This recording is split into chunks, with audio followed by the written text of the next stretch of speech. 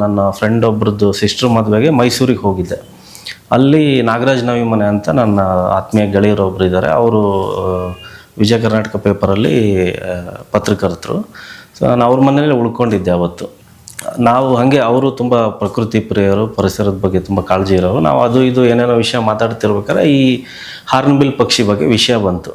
ಅಲ್ಲಿವರೆಗೂ ನನಗೆ ಅದ್ರ ಬಗ್ಗೆ ಏನೂ ಗೊತ್ತಿರಲಿಲ್ಲ. ನಾನು ಕೇಳಿದೆ, ಓಕೆ. ಆಮೇಲೆ ಒಂದು ಸ್ವಲ್ಪ ದಿನ ಆದಮೇಲೆ ಅದು ನನಗೆ ಮರೆತು ಹೋಯ್ತು, ಮತ್ತೆ ನೆನಪಿರಲಿಲ್ಲ.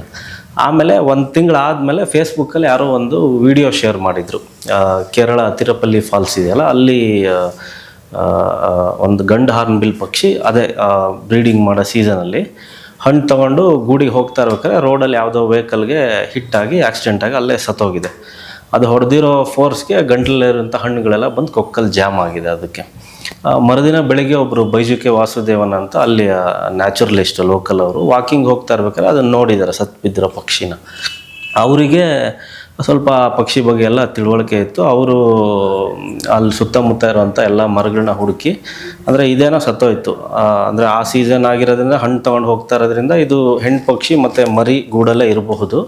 ಸೊ ನಾವು ಅಟ್ಲೀಸ್ಟ್ ಅದ್ರದ್ದು ಗೂಡು ಹುಡುಕಿದ್ರೆ ಆ ಒಳಗಡೆ ಇರೋಂಥ ಹೆಣ್ಣು ಪಕ್ಷಿಗಾದರೂ ಸೇವ್ ಮಾಡ್ಬೋದು ಅಂಥೇಳಿ ಅವರು ಸುತ್ತರ ಎಲ್ಲ ಮರಗಳನ್ನ ಹುಡುಕಿ ಅದನ್ನ ಫೈಂಡ್ ಔಟ್ ಮಾಡಿ ಮತ್ತೆ ಅಲ್ಲಿ ಲೋಕಲ್ ಫಾರೆಸ್ಟ್ ಡಿಪಾರ್ಟ್ಮೆಂಟವ್ರಿಗೆ ಇನ್ಫಾರ್ಮ್ ಮಾಡಿ ಅದಕ್ಕೊಂದು ಬಿದಿರಿಂದ ಏಣಿ ಥರ ಹಾಕಿ ಅವರೇ ಅದನ್ನ ಗೂಡಿಂದ ತಾನಾಗಿ ಆಚೆಗೆ ಬರೋವರೆಗೂ ಫೀಡ್ ಮಾಡಿದ್ರು.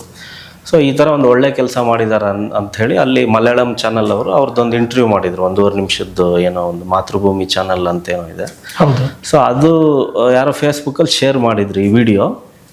ಅದನ್ನು ನೋಡಿ ನನಗೆ ತುಂಬ ಒಂಥರ ಇನ್ಸ್ಪೈರಿಂಗ್ ಅನಿಸ್ತು. ಅದು ಯಾವಾಗ ಆ ವಿಡಿಯೋ ನೋಡಿದ್ನೋ ಆವಾಗ ನಮ್ಮ ಫ್ರೆಂಡ್ ನಾಗರಾಜ್ ಅವ್ರು ಹೇಳಿದ್ದು ನೆನಪಾಯ್ತು ನನಗೆ, ಹಾರ್ನ್ಬಿಲ್ ಪಕ್ಷಿ ಬಗ್ಗೆ ಅವ್ರು ಬೀದಿ ನಾಟಕ ಮಾಡಿಸಿದ್ದೆಲ್ಲ. ಸೊ ಯಾಕೆ ಇದೆರಡನ್ನೂ ಇಟ್ಕೊಂಡು ಒಂದು ಶಾರ್ಟ್ ಫಿಲಮ್ ಮಾಡಬಾರ್ದು ಅಂಥೇಳಿ ನನಗೆ ಅನ್ನಿಸ್ತು.